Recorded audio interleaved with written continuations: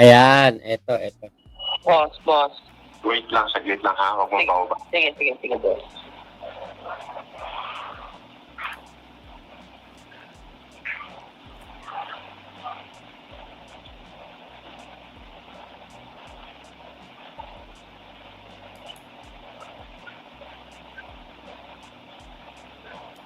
David Ilagan, kanina ayun si David Ilagan. Yan, ganyan mo ba? Hello, boss. Ayun si David Ilagan, kanina nag-live na naman.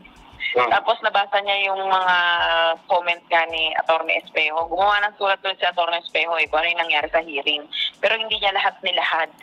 Kumbaga, yung tao na ang nag-isip na, na-reset na naman pala yung kasi yung complainant, nakatago yung mukha, ganyan. Ano siya. Dapat hindi talaga papayag ang mga abogado ni FLM na magganyan. Ano yan? Saka nakakita ng hearing, tapos nakatakot pa mukha, hindi papakilala kung ano itsura, ganyan. Mga ganung tirada. So ngayon, yung mga vlogger bakit ganun yung kung talagang yan yung complainant, bakit kailangan magtago? Online hearing yan, hindi naman yan yun. Putok-putok na naman ang NBI mamaya. Bad trip na naman sila niyan. Sabihin mo na lang kay Johnny, masabihin si Ma'am Ganda, na dapat dito lang ako sa DGMP. Huwag na akong alisin dito. Okay, sige, boss. Sasabihin ko.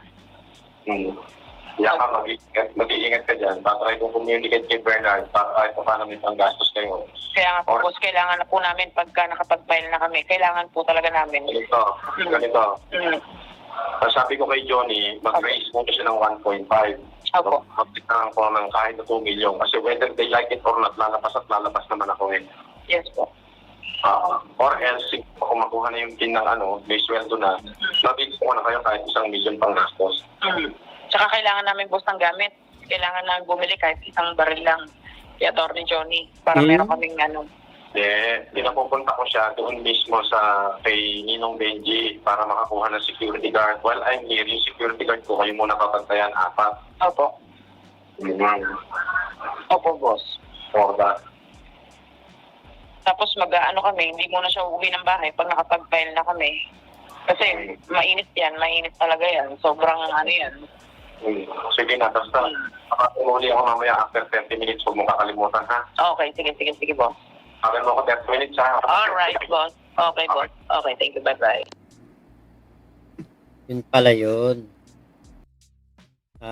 Etong usapan na itong wait lang, saglit. Inilabas to ni ni FLM for Filipinos. Ngayon, kailangan daw ng baril. Kaya pala dito nakalagay, pinag-raise ng 2 mil si Atty. Johnny. Sekyama, kailangan ng barrel. Kailangan daw ng baril for security. Di ba si Kulaong meron? Meron na si Kulaong eh.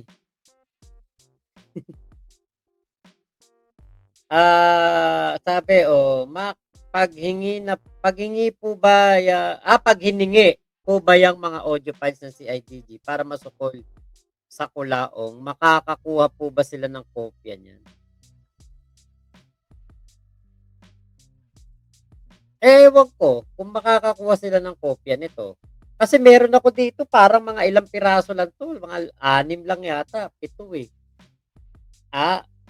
Eto, maliwanag, kita nyo, sinabi ni Kulaong, humingi ng pera kay Bernard. Kasi nga, dun lang naman siya nakakakuha ng pera. Wala naman nga kasi siya talagang pera eh. Kaya nga siya nakapag VIP doon sa loob din ng kulungan dahil din kay Bernard. Bukod sa mga OFW, sa mga mommies, actually nung wala na talaga mapala si Kulaong kay Bernard Chong, doon na naging notorious si Kulaong, yung parang lagi nang hingi ng hingi.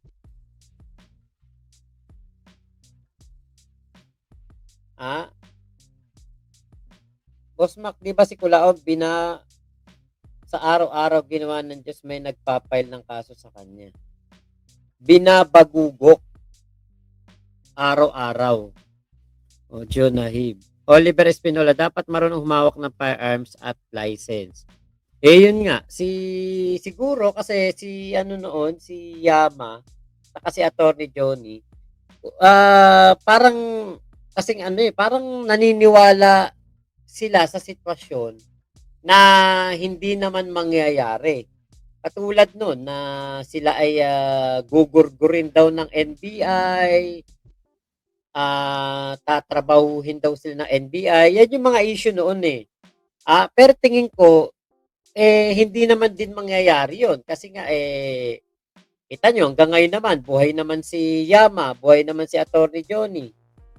Akala ko din, pork barrel, napaisip tuloy ako if may politician na nagbaback up sa kanya. Yun nga. Okay, dapat marunong humawak.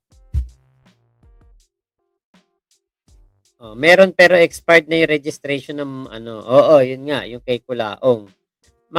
Baka tuluyan na si Kulaong ng mga kasama niya. Paranoid na magsalita. Yun. Hindi natin sure kung ano ba ang rito. Kung ano na nangyari dito, kung nakakuha ba ng baril si Sekyama. Kasi nga, yun yung yun yung issue noon. Parang delikado yung buhay nila. Kaya siguro naisip nila, kailangan nila ng boga.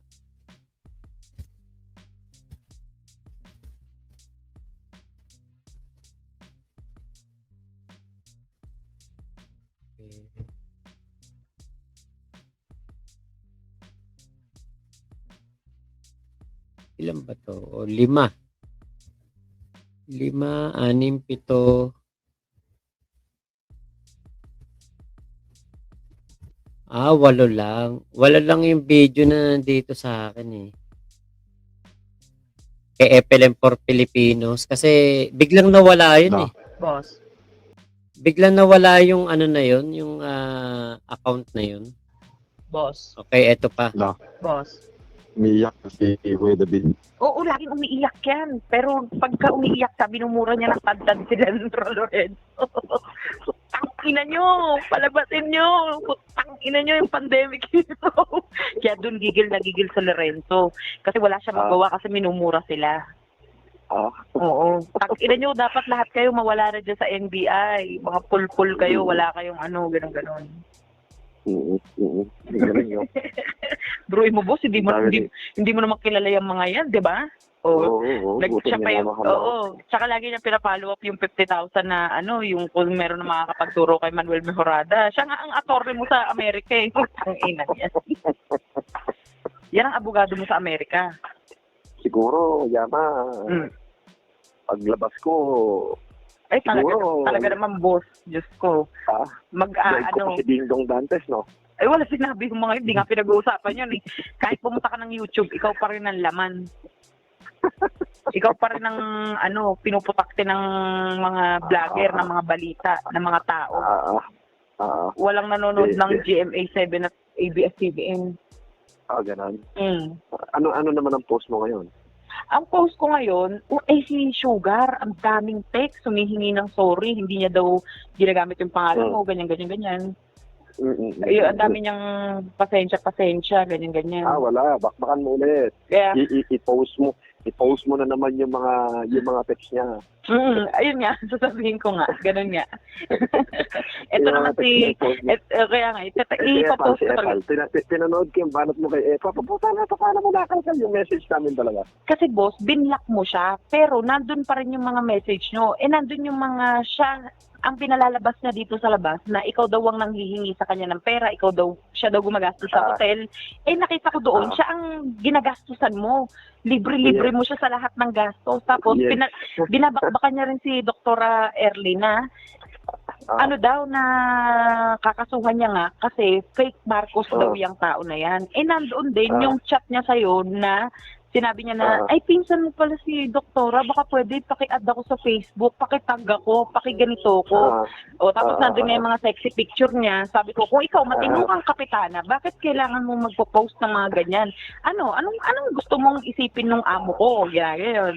Kaya sila, ang tingin ngayon kay Epa, malanding pokpok na matanda, na yung 1,000 na gas na pinanggas mo daw sa Mustang mo, siya pala yung marami kang nagastos sa kanya. Kaya na, nagkataon lang na nandun kami sa gasoline station na walang credit card, na walang swiper. Sabi ko, pera mo ng 1,000 dyan at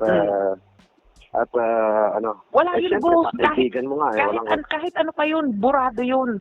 At saka yung sinasabi niya, pinagmamalaki niyan check na 25 million na hiniram mo daw sa kanya. Sabi ko, ito ba yung pinagmamalaki mo? Ito si Kulaong, nung papalaw, wala nang panggasolina. Noon pa pala to walang panggasolina. Ayan nangihingi lang kay Kaep, Ma'am Epa, Epa Año Nuevo. Hindi naman inutang sa ito ni boss ha. Ito ang dami mong kinukwento kay boss. Puti. Parang eto katulad ngayon, 'di ba? Ganun pa rin ang naririnig natin kay Kulaong. Walang panggasolina. O si Kulaong ngayon, walang panggasolina. Noon, wala rin panggasolina. Slowling, ayan, shoutout Slowling. Gael, lakas mambola ni Yama dyan. Kuya Henry, mga nakikinood, mag-like kayo. Kuya Oliver, talagang siya lang ang laman ng YouTube dito sa Pinas, plastic sa lipunan. Trilyonaryo, nangihiram panggas. Kontrolado Sokmed, totoo yan, Slowling. Kasi minamanipula noon Kuya G, ngayon lang ako nakarinig ng babae nakalaswa ng bibig niya. Ganyan ba yan? Naku, normal na po kay Maring Yama yan. Pag-aaway yung mag-asawa, honey. Tama ba na magkwento ka ng personal mo, yung mga ganun-ganun mo? Kaya dik-dik na dik-dik si Epe. Yung 25 million, hindi yan, wala yan. Kaya nga, wala nga, palabas lang niya. 25 million na budol yun. Wala yun. Kaya wala na siya mukhang iyaharap. Yung asawa niya, kernel pang nalalaman. Wala naman pala yung, siya yung nga humihingi ng tulong na back-upan mo daw, na wag daw ilipat ng lugar, diba? Hindi ko pa nga nilalabas yun papitik-pitik lang ako pero umaaray na siya Siyempre, kahihiyan niya yun. Yung mga picture niya may... Kukutusan ni Tony yun. Kaya nga, yung picture niya na may hawak siyang malaking burat, yung doon sa Ilocos. Pinost ko pero tinakpan ko yung mukha niya ng unggoy. Tawa yung mga tao Sabi niya, talaga palang talaga yung matandang yan, mahilig sa malalaki, ganyan. Kaso hindi siya pinatulan ni Boss FLM. Sabi ko, Naalala ko tuloy si Yama dito sa na ito. Kasi noon, talagang siya yung puppet ni ni Kulaong. Kung itong kanilang pinag-uusapan, yan yung talagang ginagawa ni Yama. Oo, totoo. Siya, talagang kung ano yung sinasabi ni Kulaong, ginagawa ni Yama. Naging love team po ba sila ni Yama? Hindi ko po alam. Definitely not try. Ayan, hindi ko po alam Kay Gael, walang pang gasolina noon. Ngayon, walang pang Xerox at pangkain. Kuya G, ganyan talaga kasi si Yama. Ewan ko kung bakit ganyan siya talaga. Nung dati kasi nung lumabas siya noon, mga ilang araw pa lang yun Meron siyang video yung meron siyang video na parang naging meme. Naging meme pala talaga, yung nagmumura siya. Ang parang intindi ko, ang minumura niya doon yung si King. Tapos lipas lang ng mga ilang araw, okay na sila. Okay. Naidal Chris, hello po. Ano yung grabe Kes Ash? Ano po yun? Lakis Ano po yung Ano po ba yan? Masakit sa tenga pag naririnig ko talaga, maybe old style na ako. Boss daw. Sabi ni Ate Angie PM. Wala ko sinasabi. Ba't ka pa naman papatulan po? Kailangan ang tandaan na niyan. Kaya nga. Sabi ko nga, yung mga pinakasalan Hindi, ako niya kasi, Ah, kapatid ang turing ko. Kaya nga Ganyan po. ako eh. tama, oo, naintindihan ko na, oo. Yun pala yung gusto mo sabihin. Halik sa wet packs. Mm. Ano sabi mo, yung mga pinakasalang ko. Yung mga pinakasalan mo, hindi nakatikim ng barako eh. Yung pa kayang matandang gurang na ano. Eh di yun, ano ng ano. Eh mamaya magla-live ako ulit. Si Sharon Nobilla nga, puta na, isang buwan kami sa kwarto, hindi ko tinira. Kaya Eh sinabi ko na yan, boss. Sinabi ko na yan. Kaya Ano yung mga... ginawa mo? Ayun, yung mga sinabi mo, ginawa ko na yan lahat ng ano. Tapos- Anong reaction? Isang buwan di tinira. Nagpapaispakol ka nga. ng tao? Eh di lahat ng mga ano, mga naghahabol lang sa'yo kasi nga mayaman ka. Hindi siguro nila alam na... Isang buwan kami magkasama. Yung mga paluhod-luhod ko, palabas lang niya ang nanay niya yun para Sinabi mabigyan ko ako ng rin yan, multiple entry. Oo. Sinabi ko rin po yan. Sa Australia. Sa Australia, oo. Oo, kulaong. Ikaw pa nga ang ikaw pa nga binigyan ng pamasahe papunta Australia. Ikaw, yung pambabae ang bumili ng wedding ring. Ano ba tawag doon? Hindi, yung nag-propose, yun. Yung engagement ring. Nova nga yata pangalan nun. Yung bumili, yung babae pa. Natandaan ko yun yung kwento niyan. Ngayon, ito si Sharon, kahit itanong mo kay Dory Membran, Ayun, si Sharon. ang kinukumpay ni Sharon, isang buwan kami, hindi mo lang ako ginalaw. Alam mo yun, nagtanggal ng panty, lumabas ako. Kaya nga. Tangina talaga to. Hindi ko lang, kwentong barbero no? Insulto sa kanya, diba? Nagtanggal ng panty yung babae. Oo. Lumabas ako. Sabi ko, ano palagay mo kayong Manoy? May taste yan. Hindi yan pwede ng pang majonda. Pang 21 anyos lang yan. Yung mga tao, tawa ng tao. Alam na nila yun, boss. Kaya nga lahat sila, alam nila, lahat ng mga kinakaso Si tayo. Yulen. Kinanama na si Yulen. Si Yulin, oo. Kami ni Eli Iaton. Pinagpo-post namin yung mga ano niya. Bartender pala siya eh. Tapos pinagmamalaki niya na kanya yung restaurant na yun. Tauhan lang pala siya doon. Yun. Yun yung mga ano sa kanya. Kaya siya, saka talagang peking Marcos siya. Tapos pinag-aaway ko si Yulin at saka si Epa. Kasi merong chat sa'yo si Epa na sinasabi niya na budol-budol yan si Yulin pala eh. Ganyan-ganyan eh. Sabi ko, ikaw ba? Biruin mo yung katabi mo ngayon. Dati mong sinasabihan budol-budol. Tapos ngayon nakakulong lang yung isa. Sasabihin mo na kayo na ang ano, ganyan-ganyan. Ano klaseng tao ka? Nasa ng ano mo, prinsipyo yung sinasabi mo. Wala ka mo. Si Ray Magdaluyo dapat makakausap mo. Makausap mo si Magdaluyo. Ano sasabihin ko doon? Hulihin si Yulen. Okay. Hulihin. Okay. Lagyan ng drugs. Okay. O kasi may drugs naman talaga sila sa Batangas, sabi ni Kabise, di ba? Nasabi mo. Wala ka mo. Eto ano to ngayon ko lang to naalala. Si Ray Magdaluyo dapat makakausap mo. Raymond Daluyo o Raymond Baluyo? Makausap mo si Magdaluyo. Ano sasabihin ko doon? Hulihin si Yulen. Okay. Hulihin. Lagyan ng drugs. Okay. O kasi may drugs naman talaga sila sa Batangas, sabi ni Kabise. Ay, pinapalagyan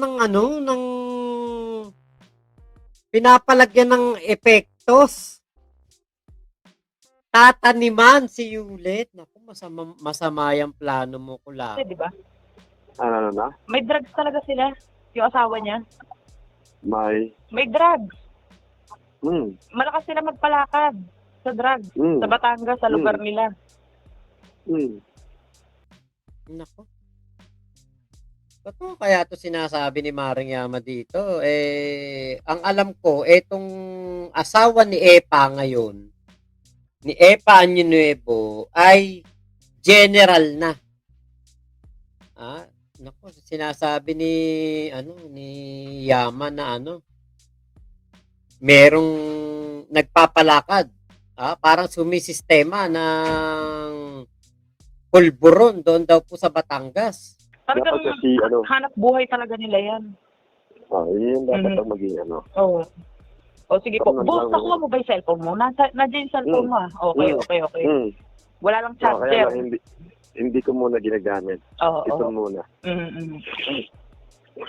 Ang una kong ginawa doon, kinuha ko yung number ni Ma'am Ganda. Nag-uusap kami. Mm. Ayun nga. Tuwa siya, makausap ako.